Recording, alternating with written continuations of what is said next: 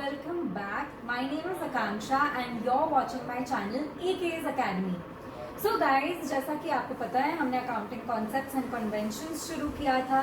उस particular chapter के नीचे ये हमारा सेकंड लेसन है जिसमें हम कवर करने वाले हैं अकाउंटिंग कॉन्सेप्ट्स जो कि है going concern concept and money measurement concept. So let's straight away start with going concern concept. Now what is going concern concept? It is an assumption. Of course it is an assumption. मैं आपको समझाऊंगी क्यों. जहाँ कि हम ये assume कर रहे हैं that the business entity will continue to operate indefinitely for a long period of time in future. जब मैं बिजनेस स्टार्ट करती हूँ मैं ये थोड़ी ना सोचती हूँ अरे ये बिजनेस तो एक साल में बंद हो जाएगा, 2 साल में बंद हो जाएगा. I always have to be optimistic. I have to be positive कि मैंने जो बिजनेस स्टार्ट किया है ये सालों साल चलेगा.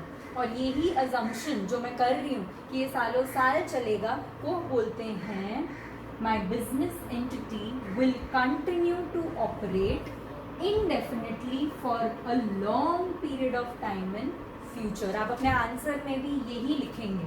Why? Because it is an assumption that my business will keep going on and on for a long period of time. Okay. Examples of going concern concept. अब सीधा examples पे आ जाते हैं. Example, a stall for marketing of product X. अब जो stall है closed immediately after the exhibition. So obviously we are not going to cover it under the concept of going concern. But a business of manufacturing and selling of that product X. अब जो business है वो business तो stall के जैसा नहीं है एक दिन किया और दूसरे दिन बंद कर दिया. So the business, once the business is set up, it is going to continue for a long period of time and that is called the going concern concept. ठीक है, चलिए और कुछ examples देख लेते हैं. A company manufactures a chemical which is known as chemical X. Suddenly the government imposes a restriction on the manufacture, import, export, marketing and sale of this chemical in the country. Now हमने तो business startup कर दिया but government ने अपने rules regulations चीजें change कर दी और मेरा बिजनेस ठप हो गया. तो if chemical X is the only product that the company manufactures, अगर वो कंपनी में सिर्फ केमिकल एक्स ही प्रोड्यूस हो रहा है तो उसका गोइंग कंसर्न अजम्पशन अब हम नहीं लगा सकते. बट अगर उसमें और भी प्रोडक्ट्स है तो हम ये जो गोइंग कंसर्न कॉन्सेप्ट है उसको लगा सकते हैं. So the company will no longer be a going concern because of the government imposing different rules and regulations for taxation and other purposes. Next example, the national company is in serious financial trouble and cannot pay its obligations. The government gives national company a bailout and guarantee of all payments to its creditors. Now बहुत बार ऐसा होता है कि जो companies होती हैं जैसे कि अभी हम लोग ने बहुत सारे बैंक्स के बारे में ये सुना है कि वो पैसे ले लेते हैं फिर पैसे रीपे नहीं कर पाते हैं और बहुत लोगों का पैसा उसमें अटक जाता है और वो बोलते हैं हम तो बैंकक्रप्ट हो गए. सो सिमिलरली नेशनल कंपनी भी एक बैंकक्रप्सी के फेस में आ गई है जिसमें गवर्नमेंट ने उनको बोला कि गवर्नमेंट उसको एड देगी और आगे हेल्प करेगी. So the national company definitely still is a going concern because of that bailout, because of that help. Next example, the Eastern company closes one of its branches and will continue with the others. अब बहुत सारी shops होती हैं जिसके हर city में या हर city के areas में डिफरेंट ब्रांचेस होती हैं. अगर हम इसी ब्रांच को देखें एक ब्रांच भी बंद हो गया बट बाकी का बिजनेस तो फिर भी चल रहा है. सो the company is a going concern because the shutting down of a small part or a branch of the business does not impair the ability of the company to operate it as going concern. तो पूरा business जब चल रहा है उसका एक छोटा सा पार्ट भी अगर हम बंद कर दें तो उसका मतलब ये नहीं कि अब गोइंग कंसर्न नहीं रहा या वो assumption खत्म हो गया. वो assumption will keep going on till all the other parts of the business are functioning. So these were few examples of going concern. Now let's understand money measurement concept. So money measurement concept बहुत ही interesting concept है, also सबसे easy है, but फिर भी पता नहीं क्यों सब कंफ्यूज हो जाता है. अभी हम कंफ्यूजन को क्लैरिफाई कर देंगे. In money measurement concept what is said that the transactions और events in a business can be measured, expressed or quantified in terms of money, then only will you record it.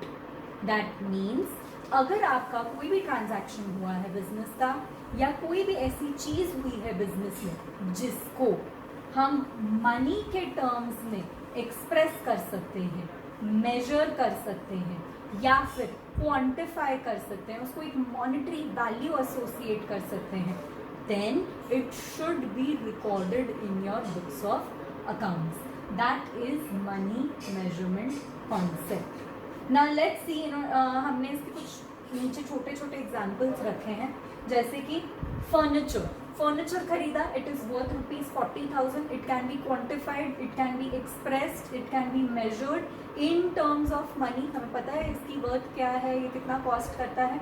So I am going to record this in my books of accounts. But on the other hand, कुछ और examples देखते हैं, जैसे कि employees का satisfaction level, या employees का motivation level, या efficiency, management का efficiency. जब हम इन चीज़ों को देखते हैं, ये intangible है, मैं इसको measure, express या quantify नहीं कर सकती in terms of money, and hence these will not be recorded in the books of accounts, or we can say human emotions and values will not be recorded in the books of accounts. Now इसके कुछ examples देख लेते हैं. Examples of money measurement concept. CEO delivers a lecture to the employees, raises the employees morale, boost करता है, motivate करता है, helps in completing the current projects on time. क्या हम इसको मेजर, एक्सप्रेस या क्वांटिफाई कर सकते हैं in terms of money? No, we can not, and hence it will not be recorded in the books of accounts. But say for example business ने purchase किया है लैंड और उसके लिए स्पेंड किया है ₹10 lakhs. क्या हम इसको मेजर कर सकते हैं, एक्सप्रेस कर सकते हैं, क्वांटिफाई कर सकते हैं in terms of rupees? Yes, and hence it will be recorded in the books of accounts. चलिए कुछ और एग्जाम्पल्स देखते हैं, जैसे कि purchasing of land for ₹10 lakhs, या फिर परचेजिंग अ कार फॉर ₹1,50,000, और purchasing a building for ₹5 lakhs. All these can be measured, expressed and quantified in terms of money. Hence, they will all be recorded in the books of accounts. So guys, I think हमारा आज का lecture हो गया है, क्योंकि हमारा going concern concept clear हो गया है, मनी मैनेजमेंट कॉन्सेप्ट क्लियर हो गया है. Coming up next, in the next lesson, we shall be seeing accounting period concept and historical cost concept. अगर आपको ये लेक्चर अच्छा लगा हो या इस लेक्चर से आपको कहीं पे भी बेनिफिट हुआ हो, please do not forget to like, share and subscribe to my channel. Please share करो, do hit the bell icon also so that you are notified for the video every time.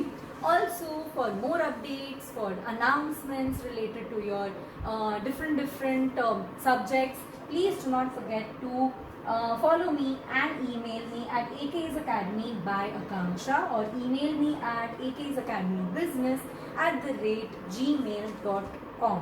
Till then, stay home, stay safe. Bye bye.